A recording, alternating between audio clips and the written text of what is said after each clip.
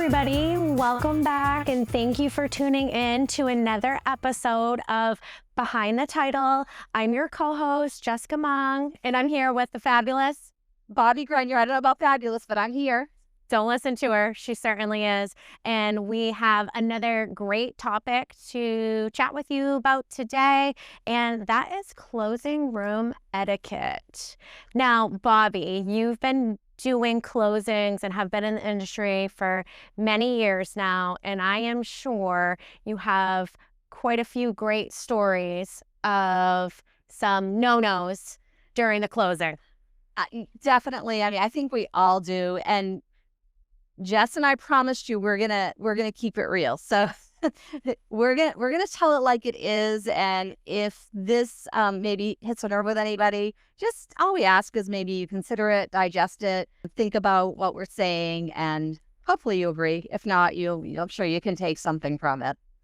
Totally. So one of the big pieces that I think people need to realize when you get to the closing table is, first of all, this is your closing, right? So me as a closer, I always appreciate if I know ahead of time or at the table that, like, listen, Jessica, I've been through this a million times. I do not need you to explain every single document to me like I'm a first-time homebuyer. I have been through this. I know what this means. Keep it very high level for me. Or if you are a first-time homebuyer, please don't hesitate to speak up and be like, I'm really nervous. I have no idea what I'm signing. This is my first time. Like, can you give me a really great explanation? And generally, we're going to do that anyways. But I love people to kind of tell me in advance, like, how can I cater this closing to be exactly what you need? And I think that most of our closers are pretty good at reading the room. However, this is buyers, sellers, real estate agents, lenders.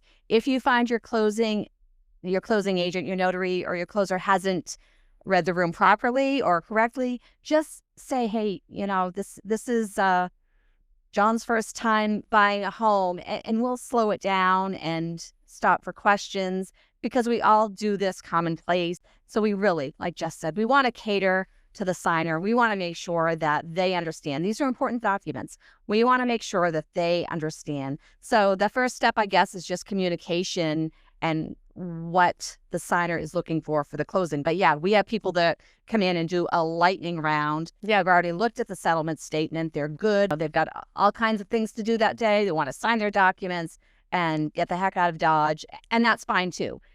We're happy to do it that way.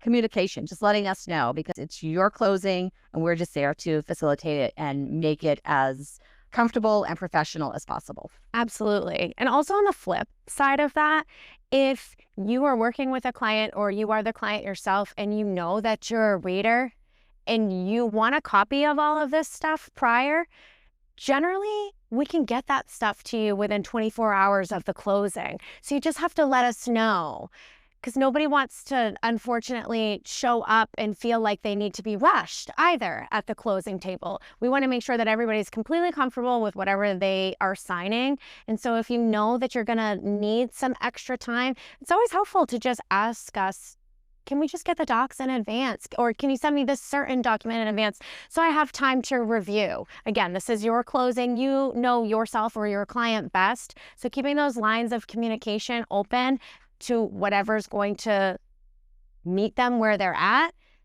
that's all we ask, and we're happy to provide that in advance. So that's just another helpful tip for people. Don't ever hesitate to ask for stuff in advance if you need the additional time, or you know your client's gonna need the additional time. That's a great tip. We have at the closing table different parties sitting around the table. So we have buyers, we have sellers, we have real estate agents and loan officers. And for the most part, especially with a finance transaction, the buyer is the one that has to do the majority of the signing. Everybody conducts their closings differently. I generally get the seller's documents signed first, and then I can really focus on the buyer. The downside of doing that is I sort of lose the seller, and then they might chat with the real estate agent, or the loan officer is looking at this as a networking opportunity, so they want to speak with the real estate agent. Totally understandable, but it's our job to make sure that that buyer understands. And I've actually had to pull people in close and speak a little bit louder. So I guess consideration at the closing table, and it's not anybody that is trying to be inconsiderate, but it happens all the time. And the worst thing to have to do as a closer is, shh, I'm a mom, but I'm not their mom, so I don't need to be doing that at the closing table. And if you really have like a chatty seller or buyer, most of our offices have another space that you could go and talk. So, you might say, hey, let's go out to the lobby and get a cup of tea.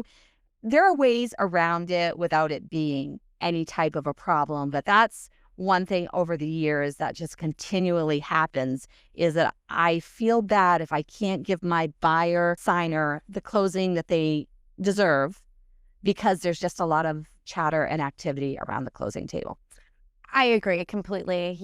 There's a very easy way to kind of mitigate all of that. And nothing feels worse than having a party be like, I'm so sorry, but I can't hear you. Yes. So again, it's everybody's closing, and it's a super exciting time in most instances for people to be purchasing and selling the home. And we know that everybody's excited to be chattering and talking amongst each other and asking questions. But there's also a process that we've got to follow and we've got to get through. And people need to understand and hear what they're signing.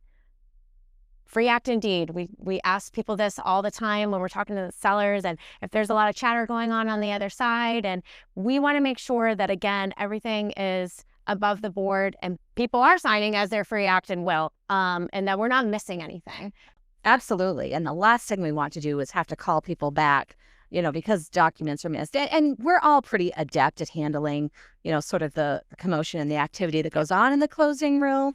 But still, it's not about me. It's not about Jessica. It's about our signers. We hope you've enjoyed this episode of Behind the Title, the official podcast of Treworgy and Baldacci Real Estate Closing Services, with your hosts, Bobbie Grenier and Jessica Mung. Remember, this podcast is for informational, educational, and entertainment purposes only, and not intended as legal advice. Please remember to follow and rate the show and share this episode with a friend.